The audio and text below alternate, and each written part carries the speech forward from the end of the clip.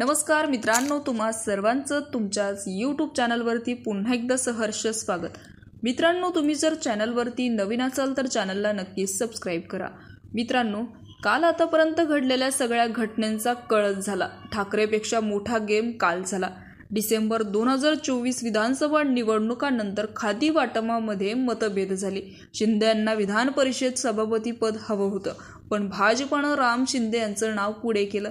मे 2025 अर्थसंकल्पीय अधिवेशनात महायुतीतील पक्षांना निधी वाटपात असमतोल दिसला।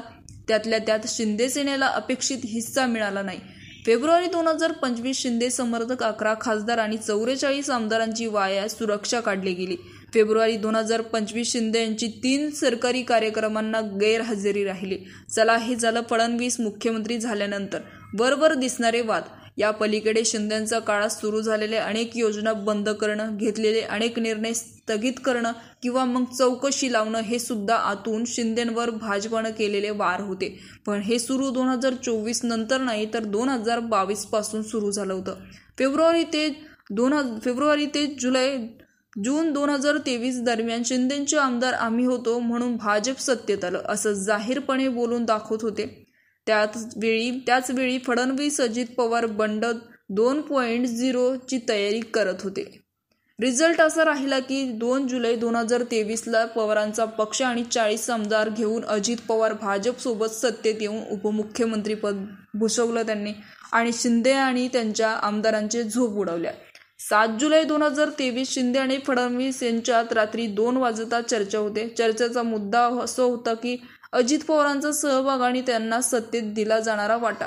11 ते 12 ऑक्टोबर दरम्यान अजित पवार यांनी शिंदेंच्या प्रकल्पाचा आढावा घेतला।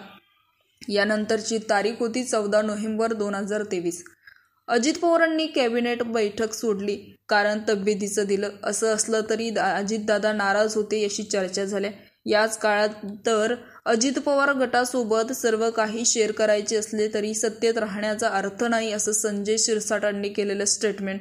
भरत गोंगवले यांनी पूर्ण भाकरी आता अर्धी झाली अशी उपमा देणं, हे सगळं शिंदे मुख्यमंत्री असतानाच्या काळात घडलं। बोल करता तोपर्यंत लोकसभा आणि विधानसभा निवडणुका लागल्या। जून 2023 नंतर शिंदे सेना आणि भाजपमध्ये सत्ता वाटप, निधी वाटप, पक्षप्रवेश आणि स्थानिक निवडणुकीच्या तयारीवरून वाद सुरू झाले होते। हे मतभेद तात्पुरते मिटले गेले तरी स्थानिक पातळीवरील तणाव कायम राहिले, आणि त्यातच आगडोंब आज दिसला। निवडणूक लागली, निकाल लागले, फडणवीसच मुख्यमंत्री झाले होते। बातमी झाली होती ते झाल्यानंतरही 8 दिवस फडणवीसांचा मुख्यमंत्री पदाचा कार्यक्रम सोहळा शिंदेंमुळेच रखडला होता। भाजपनं अर्थ, महिला, बालविकास खाती सोडली नाही। शिंदे यांना विधान परिषदेचे सभापती पद आपल्याकडे हवं होतं, पण राम शिंदे यांचे नाव पुढे केले गेलं। अर्थसंकल्पात महायुतीतील पक्षांना असमान हिस्सा दिला गेला।